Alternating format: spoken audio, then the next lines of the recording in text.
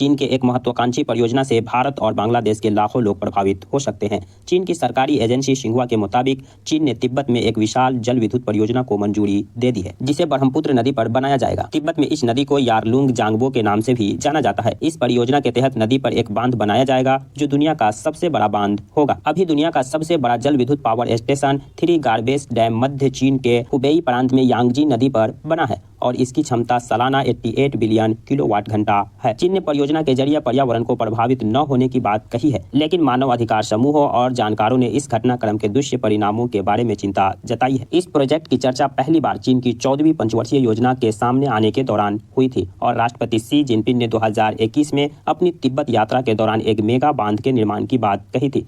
तिब्बत में ब्रह्मपुत्र नदी पर बनने वाला बांध का लक्ष्य सालाना 300 बिलियन किलोवाट घंटा बिजली पैदा करना है, जो कि थ्री गार्जेस बांध की क्षमता से 3 गुना से भी ज्यादा है। इसे तिब्बत पठार के पूर्वी छोर पर बनाया जाएगा। चीन की सरकारी समाचार एजेंसी सिंहुआ ने बुधवार को बताया कि यह परियोजना चीन के कार्बन पिकिंग, कार्बन न्यूट्रलिटी के लक्ष्य को पूरा करने और वैश्विक जलवायु परिवर्तन से निपटने में प्रमुख भूमिका निभाएगी। साथ ही इंजीनियरिंग से संबंधित उद्योग को प्रोत्साहित करेगी और तिब्बत में रोजगार पैदा करेगी।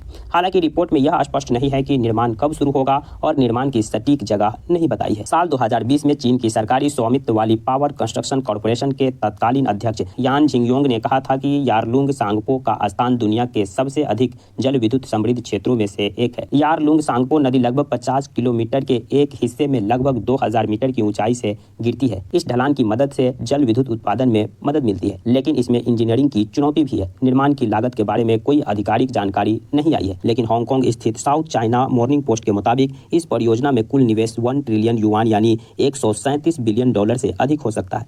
चीन की तरफ से यह साफ नहीं किया गया है कि इस परियोजना से कितने लोगों को विस्थापित होना पड़ेगा और इसका इकोसिस्टम पर क्या प्रभाव पड़ेगा। ब्रह्मपुत्र नदी तिब्बत में कैलाश पर्वत के पास एंग्सी ग्लेशियर से निकलती है। यह लगभग 3000 किलोमीटर तक फैली हुई है। भारत में यारलुंग सांगपो ब्रह्मपुत्र नदी बन जाती है और इसके बाद यह असम होते हुए बांग्लादेश पहुंचती है। यहाँ इसे जमुना कहते हैं और यह फिर गंगा नदी के साथ मिल जाती है। बांग्लादेश का 90% से ज्यादा पानी सीमा पार से आता है। सूखे के मौसम में ब्रह्मपुत्र नदी अकेला 70% तक पानी लाती है। इससे स्पष्ट है कि ब्रह्मपुत्र बांग्लादेश की लाइफलाइन है। मीडिया रिपोर्ट से पता चलता है कि इस विशाल प्रोजेक्ट के लिए नामचा बरवा पर्वत के आसपास कम से कम 420 किलोमीटर लंबी सुरंग खोदने की जरूरत होगी, जिससे तिब्बत की सबसे लंबी नदी यारलुंग सांगपो की धारा को मोड़ दिया जाएगा।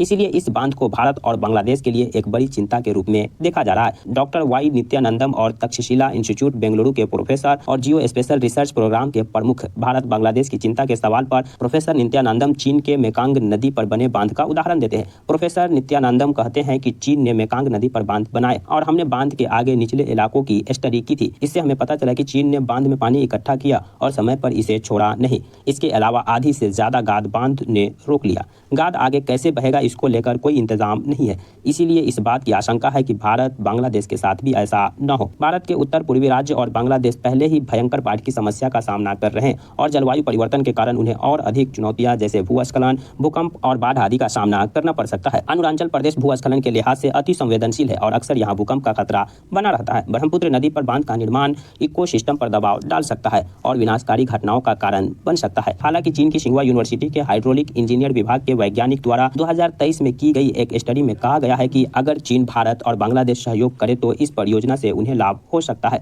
स्टडी के मुताबिक बाढ़ की स्थिति के प्रबंधन के लिए बांध का उपयोग करने से भारत में बाढ़ प्रभावित क्षेत्रों में 32.6% और बांग्लादेश में 14.8% की कमी आ सकती है। भारत ने आधिकारिक तौर पर इस मामले पर अब तक कोई प्रतिक्रिया नहीं दी है। ऑस्ट्रेलिया स्थित थिंक टैंक लोबी इंस्टीट्यूट द्वारा प्रकाशित 2020 की एक रिपोर्ट में कहा गया है कि इन नदियों पर नियंत्रण प्रभावी रूप से चीन को भारत की अर्थव्यवस्था पर नियंत्रण प्रदान करता है। साल 2020 में जब चीन ने इस बांध की घोषणा की थी, तब भारत सरकार के जल शक्ति मंत्रालय के वरिष्ठ अधिकारी टीएस मेहरा ने समाचार एजेंसी रॉयटर से बातचीत की थी। टीएस मेहरा ने कहा था कि चीन बांध परियोजनाओं के प्रतिकूल प्रभाव को कम करने के लिए अरुणाचल प्रदेश में बांध बनाना समय की मांग है। चीन के बाद अगर भारत भी ब्रह्मपुत्र नदी पर बांध बनाता है तो बांग्लादेश का क्या होगा? इसका सीधा जवाब है कि बांग्लादेश सबसे ज्यादा प्रभावित होगा, क्योंकि वे सबसे निचले इलाका में है। बड़े बांध के निर्माण से रिहायशी इलाकों के साथ साथ जंगल और जंगली जानवर पर भी इसका असर पड़ता है। नदी के बहाव के साथ गाद आती है जो खनिजों से भरपूर होने के साथ खेती और तटीय इलाकों की स्थिरता के लिए जरूरी जरूरी है।